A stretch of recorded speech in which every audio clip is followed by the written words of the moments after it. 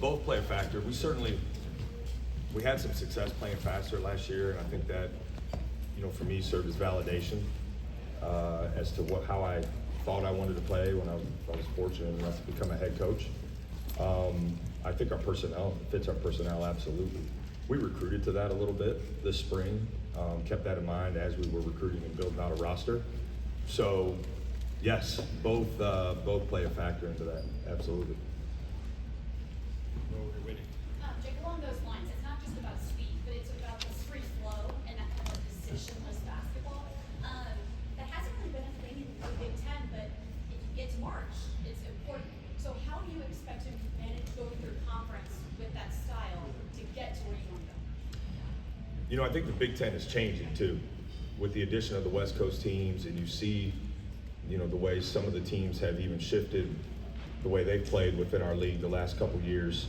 It won't be exclusive to us, but certainly within in the back of our minds of the impact of beyond Big Ten basketball, we want to play a style that, one, can be successful in the league, but also be successful beyond the league. And I believe too, as we continue to recruit, high-level players into our program, we want to play a style that helps them grow and develop and get ready for the next level. All that stuff is connected. One more. Press Lover said that you're the best shooter on the team. Fact or fiction? Fact. No hesitation. Did you want me to think about that a little bit before I I answer? didn't think you would, but I felt like I had to ask. I have a reputation to uphold, so that's one of talking a little trash too. We'll go on the right, Jim. Question about one of your freshmen, Colin White. What's he bring to the table, and what do you want him to expand in his game? Yeah, it's been great having Colin in this program. I just love how much he cares about Ohio State. And as a starting point, you feel that in practice. He plays hard every day. He's very coachable. There's an element of toughness to him and winning. That his winning in high school has been well documented. But he shot the ball consistently. He takes care of it. He's got to continue to work on the defensive side. I think that's an adjustment for him, because in high school he may have had to guard bigger guys, and now in college he's having to guard smaller guys at times. So, but I've been really impressed with his, summer and start to the preseason here this fall. All right, we'll go back to State Bill. David. Jake, you kind of had to hit the ground running when you took over last year, but as you prepare for your first full season, are there still things that you're realizing, like, oh yeah, I have to do that now, or still stuff you're learning in this job? I think there's some on-the-job training that takes place and probably will continue to take place, especially as the landscape continues to change.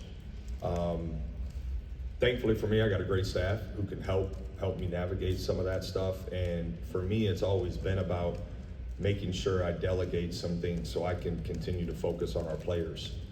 It's not to say I am removing myself from other responsibilities, because it certainly comes with the job. But regardless of some of that, I want to make sure that it's not taken away from, me being able to connect and pour into our guys. But yeah, learning stuff as it goes to some degree. But having a guy like Dave Dickerson, who's been a head coach, or Jamal Walker, who's been in college basketball for a long time, Joel Justice, those guys help Matt. David Egelhoff, who's been at Ohio State for a long time. Those guys help me navigate some of that stuff.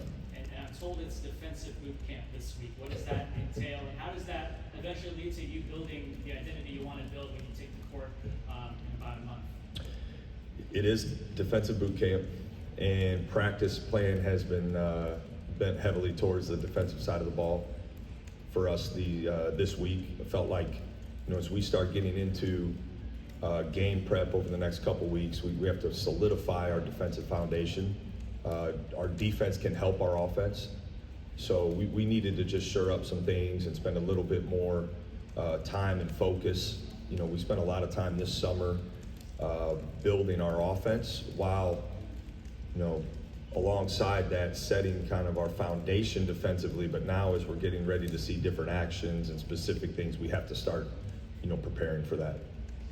We'll go on the left. Coach, going back to your style of play, John Rothstein compared you guys to Alabama the other day. Obviously, Coach Oates, he'll punish guys in practice for taking certain shots. Has there been any sort of hey, don't take that shot, we need to get better look than that in practice? I think for me, it's a balance. I want our guys playing with great freedom, being aggressive and confident. We have talented players. I think, as a coach, you have to create space for their talent to just shine through. However, we know efficiency matters. We know that we need to continue to improve, and probably maybe improve is the wrong word, but just evaluate what helps us be more efficient offensively. So some of that is going to be trial and error, I guess, and then using film to evaluate.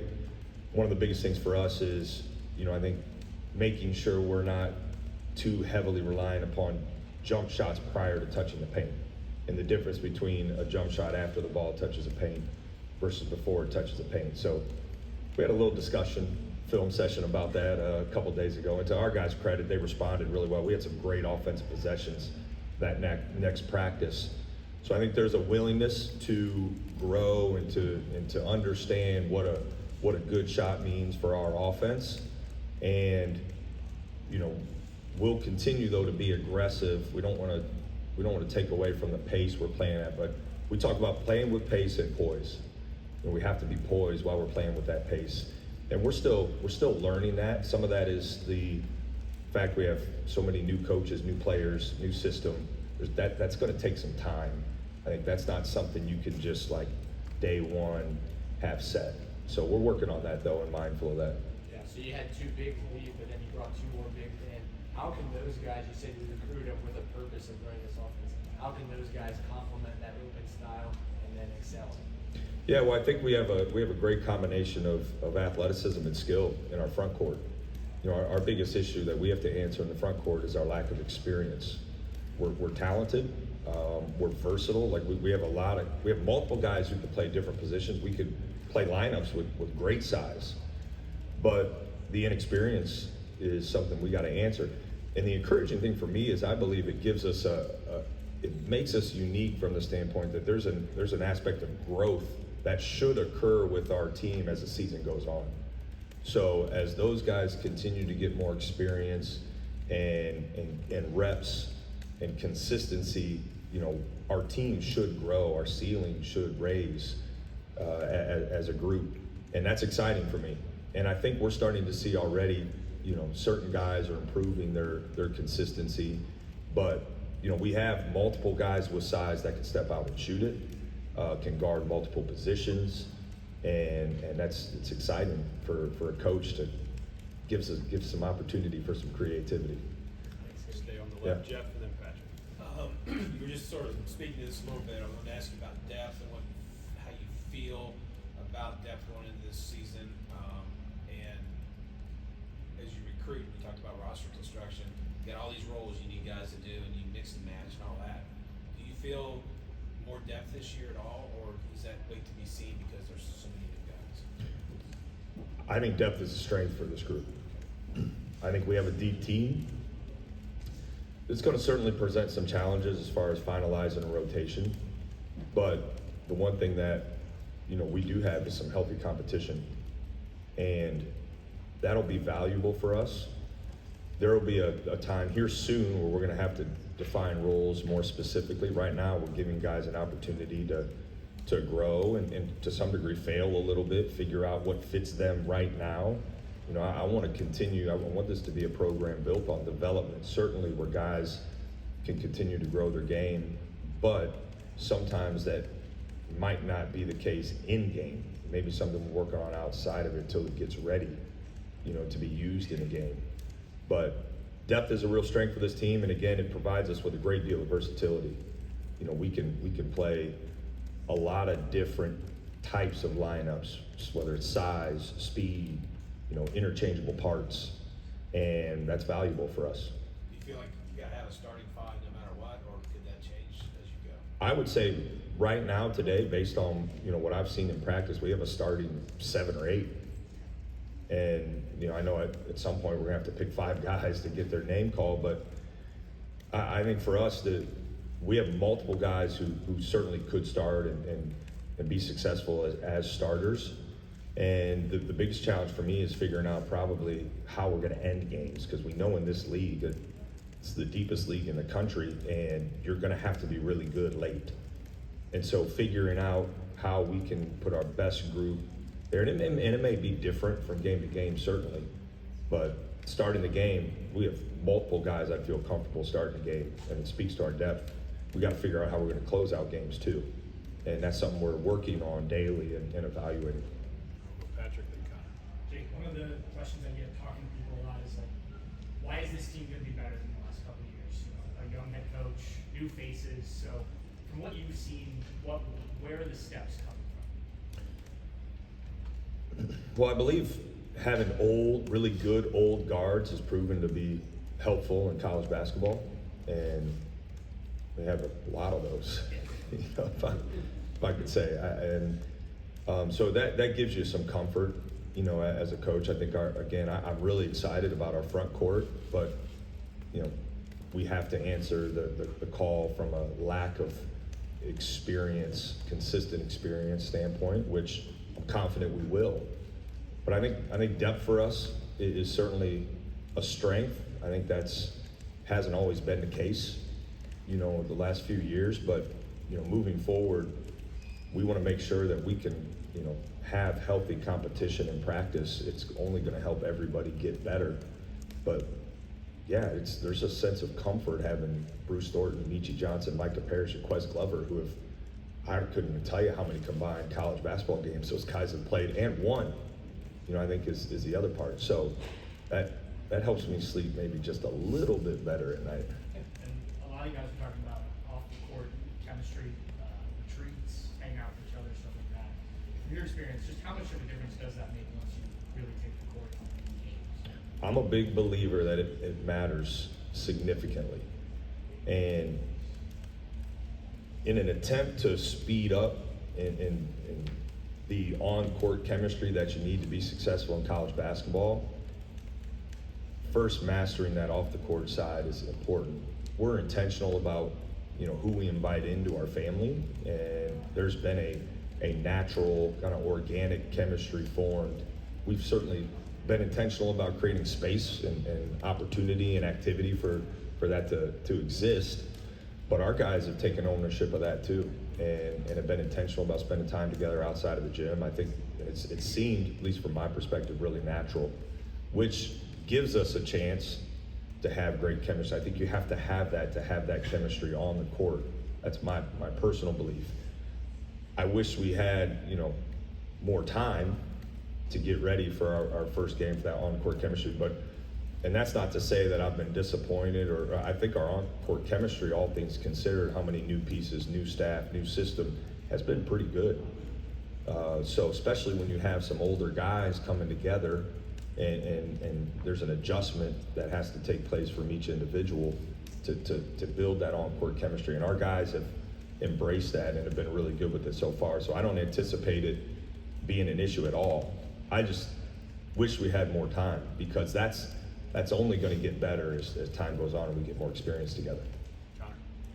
Do you mind talking about the process of getting Valpo on the schedule this summer when you were putting the schedule together, and how meaningful that's going to be for you to have those two programs that I'm assuming are both very important to you playing here in December? Yeah, I appreciate that question. You know, Roger Powell's a friend, a close friend of mine, and I don't think I immediately went into the offseason saying we got to get Valpo on the schedule. I think it happened organically. He was looking for games, we were looking for games, and it was like, hey, let's see if the dates make sense. It wasn't one of our first games we locked in, and when you start to get down to the end of putting a schedule together, dates become so important, and so it aligned that we were able to do this. But I am excited about I hope they win every game but one, you know, next year. And I think Roger's going to do a really good job. I think he's got some good pieces coming back, and you know, I follow that program closely for the obvious reasons. But you know, it'll be a weird feeling probably before the game, and then once that ball's thrown up, be back to normal. Timmy. Jake, your own shooting prowess aside, we had an open practice a couple weeks back, and you personally were going hard in the practice. Were you just doing that because the cameras were in there, or is that an everyday type of thing? You want to ask Bruce over there? If no. Yeah. I think as we're trying to establish a pace, an intensity, a passion, a work, and energy, I think it's the leader's responsible to, demonstrate that on a daily basis. I have to be consistent with that. Some of it is my coaching style is all about relationships. And when I went through that process last year, it was almost like again, another form of validation. I always thought, man, if I become a head coach, relationships are going to be so important. Well, I think part of the reason we were able to finish the way we did was because of the relationships that I had with guys. So I didn't want, because I became a head coach, I didn't want to just change up who I was. And for me, it's being hands-on in practice. It's bringing great energy. It's all of those things you saw. It's kind of who I am. And I've spoken publicly about this. Some of the best advice I got when I became a head coach was be yourself. And so I've really tried to stay true to that. And yeah, if you come to practice tomorrow, you'll see kind of the same stuff. It seemed like guys noticed that, and I didn't know if you had a coach, whether it was your dad or somebody that you looked up to in the past that was more of a get out there and practice with the guys. It seems like there's just a natural respect level that heightens when that goes on. Well, I can't get out and fully practice anymore. I am sticking to half court and really not so much live play like I used to. I like this idea that I'm a good player and keeping that kind of in their minds. I don't want to go prove them wrong. So we try to set a little bit of boundary as to just how far we go in practice. But I think as far as drills go and being able to, be in there with them, and I think they know that's who I am. I think they know that the guys who have been here know that's how I was, before, and I hope I can keep that up for as long as I'm a head coach. My dad certainly showed me at a young age the value of passion, energy, and building relationships with guys. I mean, my dad's still close with guys he coached back around the time I was born. So I hope to have those same type of relationships long after, our guys leave this program, hopefully have long professional careers that, they'll remember those moments we had together, so that relationship is really strong. Stay over there, right, Patrick? Yeah, you mentioned that you like having old guards, and another old guard is Quest Glover. I guess what kind of impact can he make, someone who's been through a lot of injury adversity and stuff like that, from a leadership standpoint? Yeah, Quest has a unique perspective because he's overcome some things in his career, and he's done it in a way that he's proven to score. He's been in big games and close games and situational basketball that for us is going to come up regularly. So we'll lean on his experience, and I think his perspective is valuable for us. Not just young guys, but even old guys, because he's been through some tough times, and he deserves a lot of credit because he's come in and just fully embraced everything we've been about, and has been great. His voice, when he uses it, has been really powerful. I think he's going to be really impactful for us. Yeah, and then kind of on the other side of career with Yvonne, what role do you see Yvonne playing coming from the international space? Yeah, I love Yvonne's skill. Obviously, as you guys see, he's big, and his size is legit. And I think as he's adjusting more and more to the pace we're playing at, which has been different for him, but he's picking it up.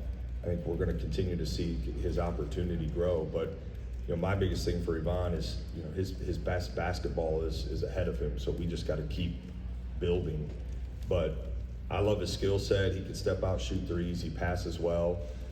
He's getting more mobile. He's really bought into our strength and conditioning program, which in time is going to serve him really well. Right? There's really no quick fix for that, but he's embracing the work required. So I'm excited about him. I'm happy he's here. He chose to come here, and I think he's got a real bright future. All right, we'll to that point of one each if you can. Joe, Sam, and then Coach.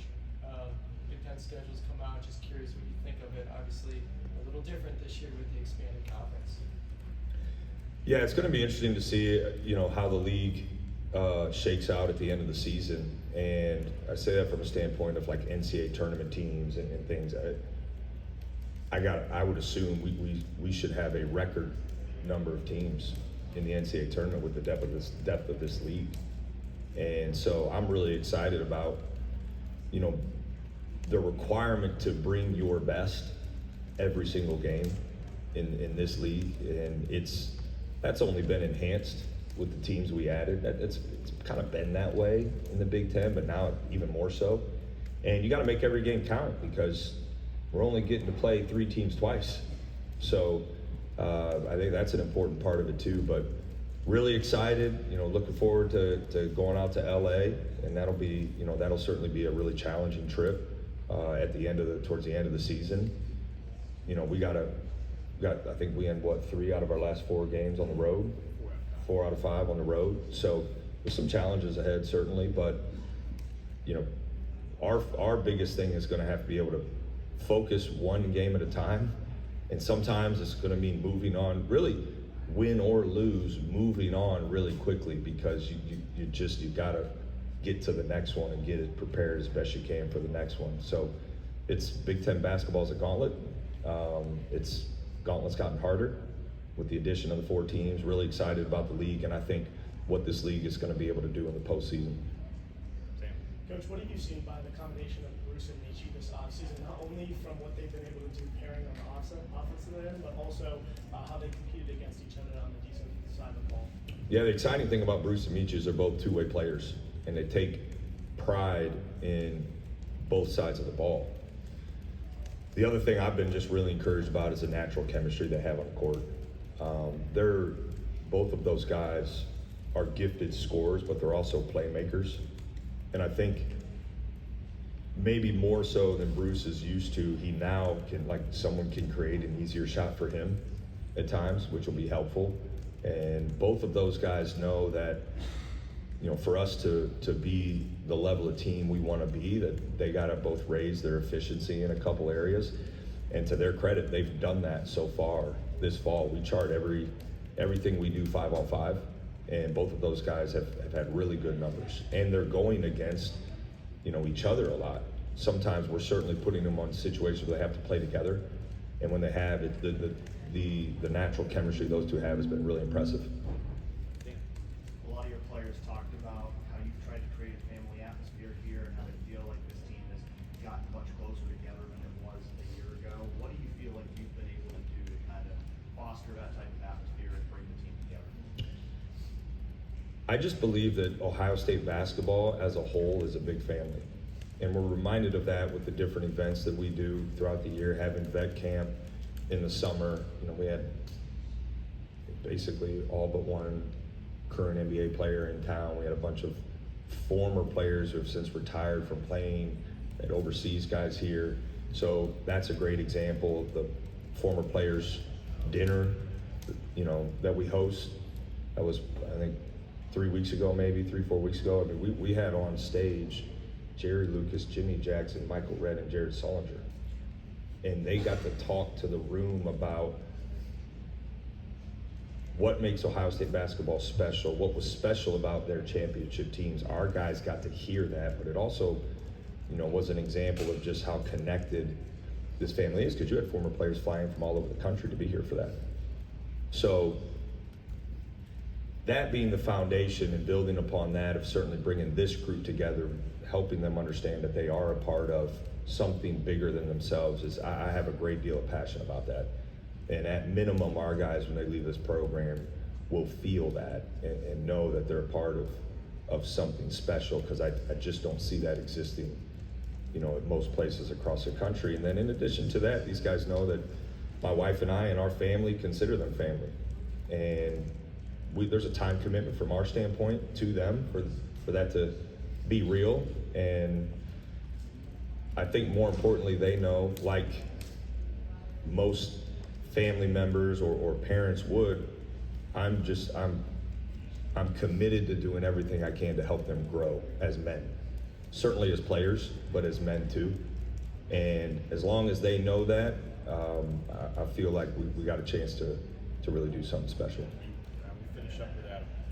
Jake, was the plan coming into the preseason to be this week all about defense, or is that something that you felt like the way the preseason was going, you needed to emphasize more? Felt like we needed to emphasize it a little bit more.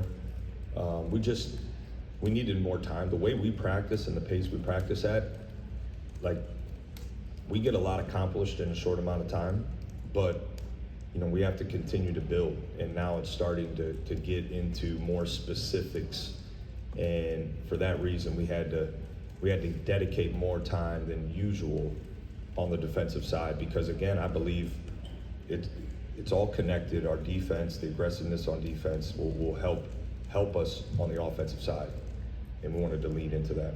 We can go a couple more too. I know a couple people didn't get to go, so if you want to. And you mentioned like Yvonne being able to benefit from strength and conditioning. A guy like Aaron, who is 7'1", 215, is going to be playing against guys in the Big Ten. What are you seeing from him from a physicality standpoint, and are you confident he's big enough, strong enough that he can handle that 20-game, Big Ten schedule?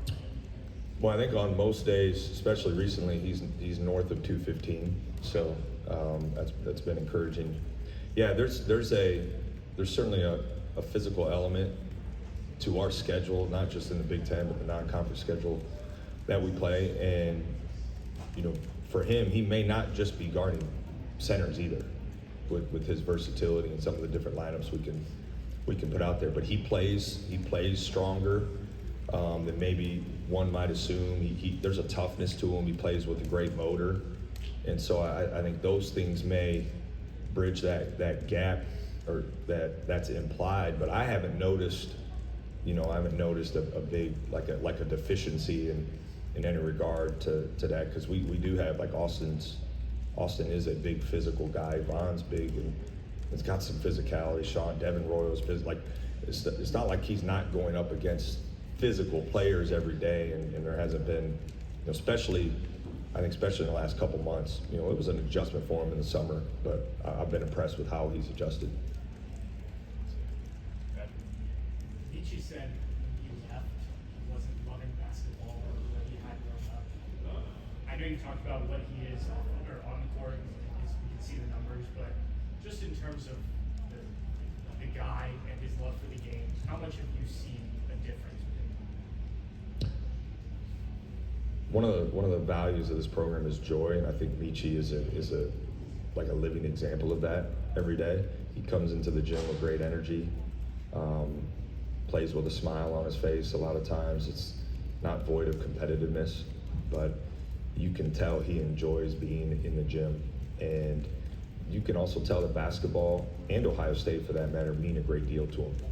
And so it saddens me to hear that's how he felt, at that point. But I think at some point we've all, gone down. I probably wasn't void of that feeling at times my freshman year when I wasn't playing very much. But he's been he's been an example for us, really, in that joy value we have as part of our program. So I think people will see that too. He plays with passion. He plays with energy. He practices that way. So it'll probably be even elevated a little bit more when the lights come on. All right, we'll go last to Dylan, then Andy.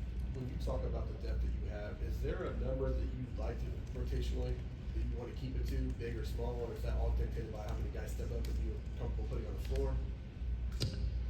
Yeah, we're working through that right now, but it's going to be certainly at the beginning of the season. It'll be a longer rotation. I think to start, it could be around 10. I think as of right now, we're looking at 10. Maybe there's games where it's 11. But it won't be 7 or 8. To start the season. And I think some of that has to do with the way we play too. But yeah, that's being evaluated, and that's going to continue to be evaluated, and it will probably be evaluated throughout the first few weeks of the season too. I wanted to follow up on something Devin mentioned, and I know expanding his shooting range was a big part of the development for him this offseason. He mentioned that he was up close to 40% in practice shooting threes. What have you seen from him in that area? And I guess how big a part of the plan is it for him to help space the floor in front?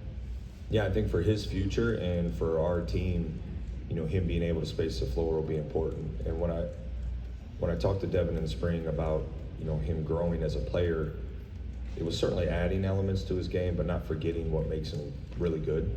And I think that's the challenge anytime guys are working on growing their game, is a lot of times it'll be at the expense of the things that make them good. So there was a time period this summer where almost like he had forgotten about some of that stuff, and we had a conversation, okay, keep growing in these areas, but also be a great offensive rebounder, cutter, finisher, driver, all of those things that really made him a versatile player to begin with.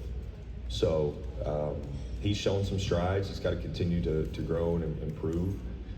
He needs reps, so as do a few of our guys, and they have that opportunity right now. I think that's the important thing about these last couple weeks is it's kind of equal opportunity right now. We're evaluating, collecting data, and then we'll get into role definition here in the next couple weeks. Then you mentioned that value of joy in your program. It seems like a lot of the guys in that front court have very lighthearted personalities.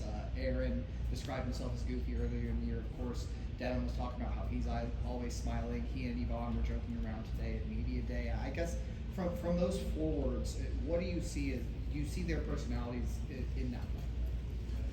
Yeah, I think we're seeing that throughout our program. I think some of those guys are just a little more outgoing than others, and so far they've done a great job balancing. It's a fine line, right, of having the maturity and the competitiveness and the fight and the toughness and the seriousness and the focus, but also enjoying the game, playing with passion and energy and positivity. So our team in general really has done a great job, in that kind of balancing those things. But yeah, some of those guys are a little bit bigger personalities than others, I would certainly say. Last question, Steve. You've had a few recruiting visit weekends here, September and into October. Just what are you trying to impart to kids and their families about what the program is going to be like with you in charge, and how are you being received in those regards? I know you've got a couple commitments, and can't talk about anybody in particular, but you've got a signing date that's coming up in about a month. It's going to be pretty important. Just that whole realm, just what's happening in that regard. Trying to get me to say something specific, Steve. Oh, I don't know. So you got 2 5-stars coming. I don't. Listen, I think recruiting is obviously a really, really important, arguably the most important part of the program. What we've discovered, we've tried to get guys on campus to see us practice, and I think seeing us practice is a tangible example of certainly how we want to play. Knowing we're not a finished product by any means right now, but how we want to play, seeing the way I coach, because there isn't a lot of data out there for them to see, and we've gotten great feedback really from it, whether it's recruits, coaches, guests. Gotten great feedback from people who have seen us practice, and I think that's an important part for us, getting people to see. And then for me, it's very easy for me to talk about Ohio State, and I think that's something that people are realizing too, just how much I care about this place, how much I believe in this place, believe in the impact it can have for the young men on our team for long, certainly while they're here, but long after that. And I genuinely believe that. So when I get an opportunity to talk about that, I try to seize that moment, and we'll continue to do so, because this place is special. It's elite in so many areas, and we got to just continue to get that message out there. But also, most importantly, make sure the guys in our program right now are getting to experience that too. So we'll continue to do that.